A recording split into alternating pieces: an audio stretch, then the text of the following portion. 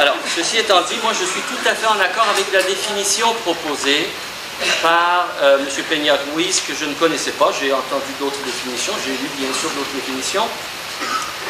Pas tant à cause de sa référence à l'origine étymologique grecque du terme, mais à cause de sa parfaite, je dirais, cohérence avec la genèse du phénomène, je dirais, moderne de la laïcité, qui a pas mal pris naissance, on peut le dire, en France, au terme de 20-25 années je dirais, de combat social, de combat des idées, de débat en France, en 1905, avec la loi de l'Aristide Briand.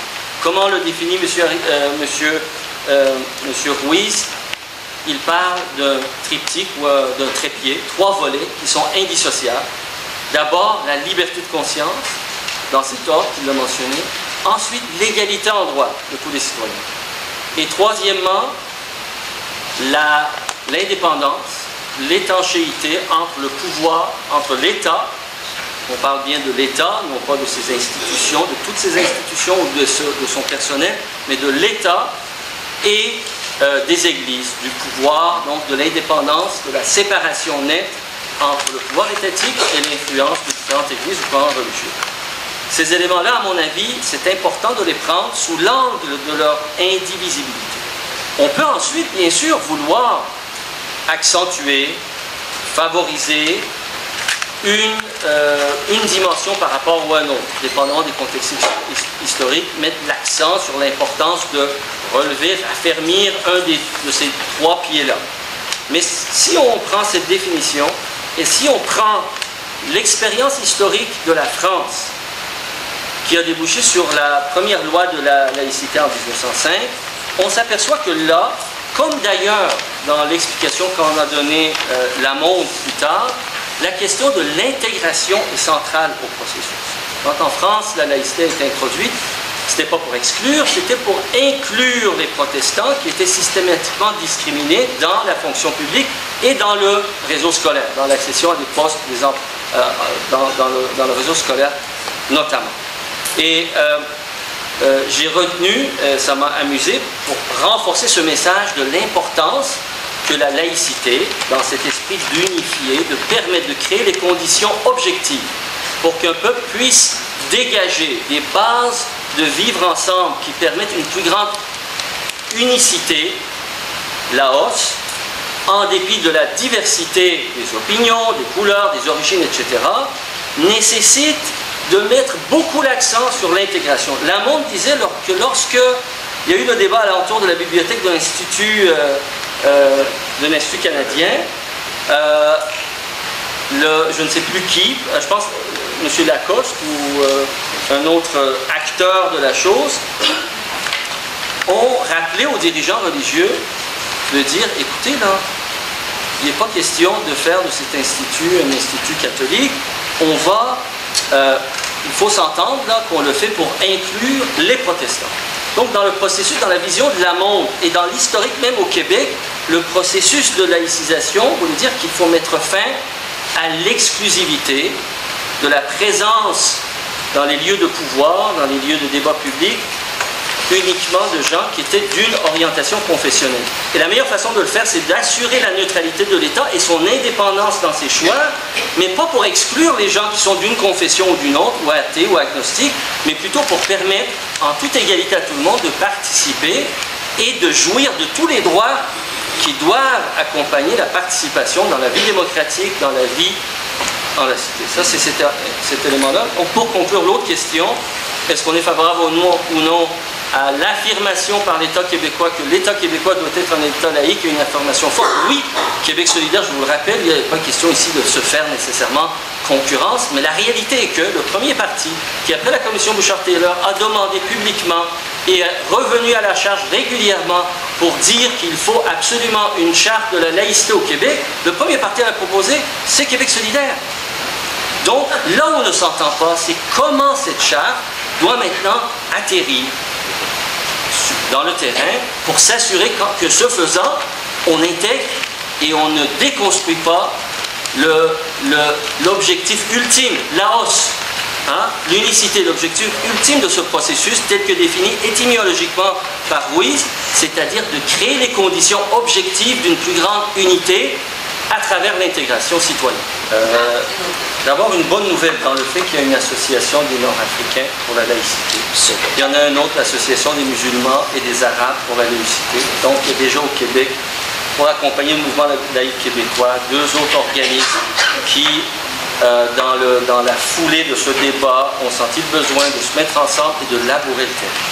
Et si on regarde l'évolution de l'opinion publique au Québec, si on met de côté le projet spécifique du Parti québécois ou le projet spécifique de Québec solidaire, et on demande aux gens en général s'ils sont en faveur d'une réaffirmation de la laïcité de l'État québécois et d'une charte des valeurs pour la laïcité, on a une écrasante majorité.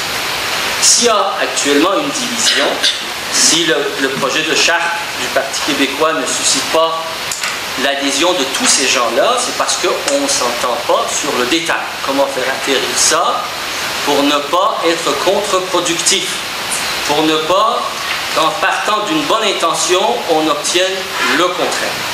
Or, qu'est-ce que dit M. Wadjia? Je ne suis pas décevant. D'abord, le Québec ne connaîtra pas de libanisation. S'il y a quelque chose, le Québec pourrait connaître une sarkoïsation.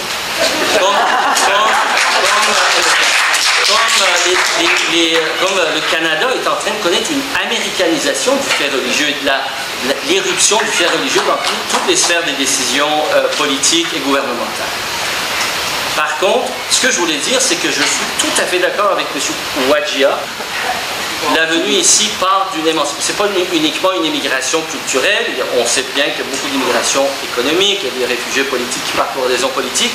Mais dans tout ça, même dans les religieux fondamentalistes qui viennent ici, il y a une quête d'émancipation. En fait, eux autres, ils veulent avoir le plus d'espace possible pour jouir de toutes les libertés, pour aller au bout de leur logique d'intégrisme et de repli identitaire. Donc c'est là la question. Il faut tenir compte donc de cette donnée fondamentale qu'il doit y avoir un processus, il y a un désir d'émancipation chez une très grande majorité qui ne sont pas des fondamentalistes et des traditionnalistes. Donc comment tenir compte de ça et bâtir ensemble pour des ponts, pour une meilleure intégration?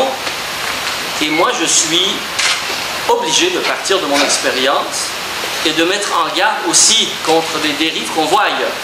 D'abord, la pratique française. J'aimerais ça, s'il y a une autre lecture de ça, qu'on me corrige. Mais si on regarde l'expérience récente de la France depuis 2002, ensuite la loi de 2004, puis tous les débats qu'on a eu alentour de ça, j'aimerais qu'on me dise, est-ce que ça a avancé la France en quelque chose pour réduire l'emprise du communautarisme sectaire, religieux, islamique sur les franges de la population marginalisées en France par les inégalités sociales. Est-ce que ça a aidé à quelque chose? Moi, quand je regarde, et pour le débat, on s'est, en toute ouverture d'esprit, on a essayé de regarder, on a essayé de voir. Malheureusement, il n'y a pas vraiment une évolution favorable. S'il y a quelque chose, il y a une crispation, une plus grande, je dirais, emprise de ces pouvoirs-là, et plus de prétexte de part et d'autre d'ailleurs, mais surtout de la part des fondamentalistes, de ceux qui veulent voir le communautarisme se propager, ils ont beaucoup plus maintenant d'occasions, de prétextes pour propager des discours sectaires, même des discours de haine. Qu'est-ce qui s'est passé? Je voudrais vous donner 2 exemples et vous soumettre simplement à votre réflexion. Je ne dis pas qu'on peut en conclure quelque chose sur le port des signes religieux au Québec. La transposition n'est pas immédiate. Mais je pense que ça mérite attention. 2 exemples qui sont l'un le miroir de l'autre.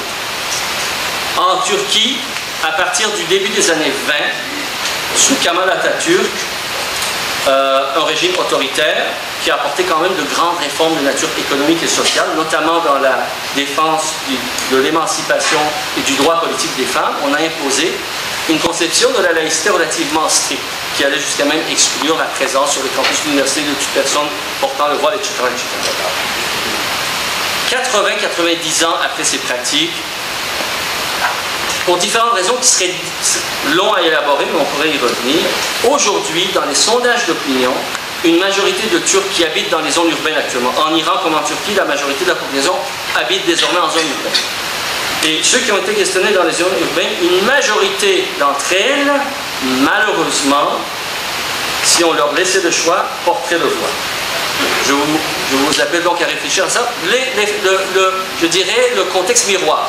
Dans chacun, on peut apporter des nuances, mais il y a quand même là des phénomènes, je dirais, structurants et structurels sur lesquels il faut réfléchir. En Iran, c'est le contraire. Depuis la venue au pouvoir, il y a 30 ans, 33 ans maintenant, du pouvoir religieux, fondamentaliste, théocratique des mollahs, on a imposé le port du voile à peu près dans n'importe quel espace, y compris l'espace public. D'accord? On le force. Qu'est-ce qui est arrivé? D'ailleurs, vous le voyez dans tous les reportages en Iran, à la première occasion, les femmes vont essayer de se dévoiler ou montrer, en fait, de défier cette loi. Et dans les sondages non officiels qui ont été menés, ça, ce n'est pas des sondages publics, mais c'est des sondages de groupes féministes ou de groupes de recherche. Plus de 65% des femmes qui vivent aussi en zone urbaine, aujourd'hui, à la première occasion, vont enlever le voile. Ce à quoi je veux en venir, c'est que l'émancipation, qu'elle soit pour les femmes, ou pour les collectivités, pour les individus religieux, non religieux, l'émancipation, malheureusement, échappe à la coercition. L'émancipation, par définition, est un processus dans lequel la volonté, la participation de la personne est archi importante. Donc, si on veut obtenir, si dans l'idée qu'un meilleur vivre doit se faire dans le cadre on ne part pas de zéro là, on n'est pas neutre, je suis d'accord avec Jamila, il y a un certain nombre de valeurs qu'on partage, des valeurs citoyennes, des valeurs que le Québec a dégagées dans ses nombreuses luttes. Mais pour les partager, pour mieux les intégrer, est-ce qu'on doit le faire par la coercition ou on doit le faire en étant plus fort que les intégristes, en exerçant plus de séduction, plus de pouvoir d'attraction que les communautaristes. Et là, il faut partir de force et non pas être intimidé et se sentir dans une position de faiblesse. La peur est une position de faiblesse. Moi, je prétends que l'État québécois, la société québécoise, le mouvement laïque québécois, comme tous les acteurs de la société, ont une responsabilité. Au-delà de la laïcité de l'État, on a une responsabilité pour investir le champ de la participation et de l'intégration. Ça veut dire une lutte sans merci à la pauvreté, à l'exclusion. Pourquoi est-ce que les communautés nord-africaines qui ont un niveau d'éducation, de scolarisation plus élevé que la moyenne au Québec, pourquoi est-ce qu'il y a près de 30% de chômage? Pourquoi est-ce que dans le taxi, il y a un an, je rencontre quelqu'un qui a étudié ici même à l'Université de Laval, tous les gens de sa promotion ont trouvé des emplois, sauf lui et un copain qui, comme lui, ça c'est en agronomie. La semaine dernière, vous avez lu peut-être l'article de la presse ce matin lorsqu'il y a eu l'escarmouche et tout ça entre moi et des fondamentalistes, des jeunes fondamentalistes musulmans dans le quartier, dans le Petit Maghreb. Dans un café, lorsqu'on a parlé à des gens, à des jeunes, il y en a deux qui avaient été formés, tous les deux à Polytechnique, qui avaient eu leur formation ici. L'un est chauffeur de taxi, l'autre soude, fait de la soudure dans une petite entreprise manufacturière. Donc, on a des problèmes réels. Et tant et aussi longtemps qu'on n'aborde pas ça avec ouverture d'esprit, avec courage, on crée un terreau fertile, quelles que soient les lois qu'on impose, quelles que soient les exclusions, en fait, on va aggraver ça. Si on ne fait pas attention à ça, on va créer un terreau fertile sur lequel le fondamentalisme et la religion, le communautarisme va progresser, va prospérer et non pas reculer. J'aimerais poser une question à M. Kadir, mais avant, j'aimerais dire que, en tout cas, je constatais que M. Kadir et Québec solidaire accordent beaucoup plus accordent la priorité aux victimes, les personnes qui se disent victimes, que si elles vont perdre leur emploi si on leur impose de retirer leur voile pour travailler dans la fonction publique. Je considère que j'ai entendu beaucoup plus décrier ce type de victimes que les femmes qui sont obligées, forcées par des pressions communautaires, religieuses, familiales, de porter le voile. Alors, ma question donc, avec une telle priorité dans leur discours, dans leur charte et autres, comment M. Kadir et Québec solidaire comptent faire, qu'est-ce qu'ils comptent faire pour être solidaires avec les femmes d'ici qui sont prises avec des pressions communautaires très grandes? Pas juste de discours, mais concrètement, je ne l'ai pas vu.